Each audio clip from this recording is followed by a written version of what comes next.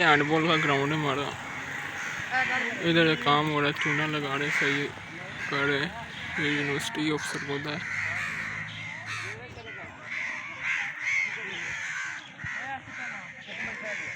Jogging करते जा रहे हैं। तो हो रही है इधर।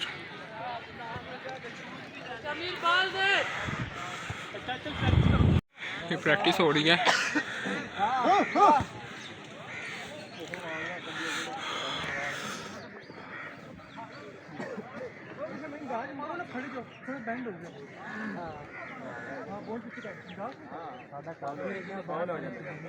दोनों पड़ा यार, यहाँ पर निकली पड़ी है मेरी। कैमरा कैमरा होगा औरों की बस हुई है। पानी पी रहे यार, कितनी बारी कहिए। रेस्ट कर रहा था यार, उसके बाद आधा घंटा हो गया रेस्ट करते करते। कंटिन्यू एरिया बस जाने लगे हैं, जाने लगे यार।